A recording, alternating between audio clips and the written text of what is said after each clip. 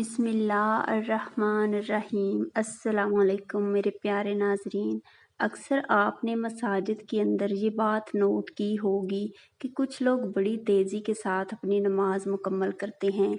यूं गुमान होता है कि इन्हें बहुत कोई ज़्यादा इमरजेंसी लगी हुई है या फिर इन्हें नमाज पढ़ता देखकर किसी मशीन का गुमान होता है। वैसे ही ये लोग अपनी एक ही रफ्तार के साथ नमाज अदा करते हैं। इसी तरह से कुछ औरतों को भी देखा गया है कि जल्दी से वज़ू किया और फिर जल्दी जल्दी से नमाज अदा की, अपने रोज़मर्रा के काम काज में मसरूफ़ हो गईं। मैंने जब इस बात को नोट किया तो मैंने मुख्तलिफ लोगों से इनकी नमाज में पढ़ी जाने वाली सूरतों के बारे में दरियाफ्त करना शुरू किया तो मालूम हुआ कि अक्सर लोग पूरी नमाज में बस एक ही सूरत यानी सूरत इखलास को रिपीट कर रहे होते हैं। नाजरीन, जान लीजिए कि दो तरह के मकरूहात हैं, एक मकरूहात तहरीमी और एक मकरूहात तंजीही। मकरूहात तहरीमी कहते हैं जो गुनाह के करीब तर हो यानी हराम के करीब तर। अगर इंसान नमाज के अंदर किसी भी मकरूह तहरीमी का मर्तकिब होगा तो नमाज को दोहराना पड़ेगा, जबकि मकरूह तंजीही गुनाह से और हराम से दूर होता है लेकिन काबिल तहसीन और पसंदीदा अमल नहीं। यानी अगर मकरूहात तंजीही होगा तो वो गुनाह या जुर्म नहीं लेकिन वो काबिल तहसीन भी नहीं। अगर कोई शख्स ऐसे किसी अमल की आदत बना ले तो इसकी तारीफ़ या हौसला अफजाई नहीं की जा सकती। मकरूह तंजीही के इस अमल की एक मिसाल ये है कि हमारा गुमान है कि अमूमन ज़्यादातर लोग जिनमें मर्द व ख़वातीन दोनों शामिल हैं वो नमाज की हर रिकत में एक ही सूरत यानी सूरत इखलास की तिलावत करते हैं। इस तरह से अपनी नमाज मुकम्मल करते हैं तो इस तरह से नमाज तो अदा हो जाती है लेकिन इसको काबिल तहसीन करार नहीं दिया जा सकता। मसलन किसी ने फजर के 2 फ़र्ज़ों में पहले सूरत फातिहा पढ़ी फिर सूरत इखलास को इसके साथ मिलाया।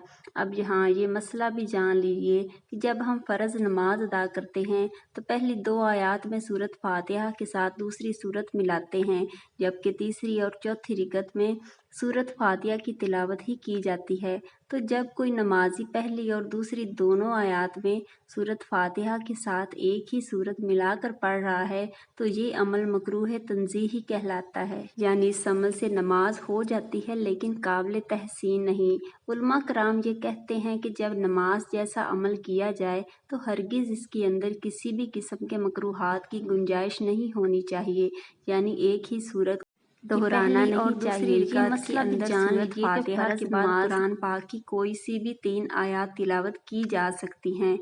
मसलन अगर आयात छोटी हों जैसा कि सूरत कौसर, सूरत इखलास, सूरत नसर वगैरह की आयात हैं तो कम से कम 3 या फिर मुकम्मल सूरत की तिलावत, और अगर कोई बड़ी आयत है जो एक ही आयत 3 के बराबर हो तो फिर एक आयत की तिलावत करने से भी नमाज अदा हो जाती है, या फिर बड़ी वाली 2 आयात भी पढ़ी जा सकती हैं। तो ये है फ़र्ज़ नमाज का मसला। लिहाजा अपने घर की ख़वातीन को भी ये बात समझाएं कि हर रिकात में सिर्फ सूरत इखलास नहीं पढ़नी बल्कि मुख्तलिफ सूरतें बदल बदल कर पढ़नी हैं। अब आ जाते हैं सुन्नत और नवाफिल की जानिब। तो इनमें तहज्जुद की नमाज है, चाश्त, इशराक और दूसरे नवाफिल की नमाज़ें हैं। मसलन सलातुल हाजत, सलातुत तौबा है, या कोई शुक्राने के नवाफिल की मन्नत मांगनी हो कि मेरा फ़लाँ काम बखैर व खूबी हो जाए तो मैं अल्लाह की खुशनुदी की खातिर इतने नवाफिल अदा करूँगा। तो नमाज के अलावा जितनी भी नमाज़ें हैं इनकी तमाम रकातों के अंदर एक ही सूरत पढ़ सकते हैं, और ये अमल बला कराहत है, यानी इसमें कोई कराहत और तबाहत नहीं। फ़राइज़ के अलावा दूसरी नमाज़ों में एक ही सूरत रिपीट करने से मकरूह की कोई इश्काल नहीं है। तो मकरूह तंजीही का मसला सिर्फ़ और सिर्फ फ़र्ज़ नमाज़ों के अंदर है। तो ये मसला बहुत छोटा सा और बारीक सा मसला है कि बाज़ औक़ात लोग कहते हैं कि जी मैंने किसी से पूछा था तो उन्होंने कहा कि हर रकअत के अंदर आप एक ही सूरत पढ़ सकते हैं।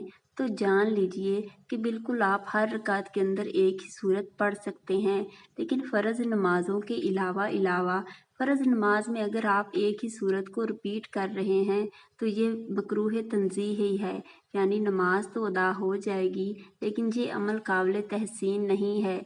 प्यारे दोस्तों, अब दूसरा मसला या दूसरी बात जो ज़रूरी करने वाली है, तो चाहे मर्द हजरात हों जो मसाजिद में जाकर नमाज अदा करते हैं या ख़वातीन हों जो घरों में नमाज अदा करती हैं, तो हर एक को यानी हर मर्द और हर औरत को चाहिए कि कुरान पाक की आखिरी 10 सूरतें वमा तर्जमा और तजवीद अच्छी तरह से याद करें।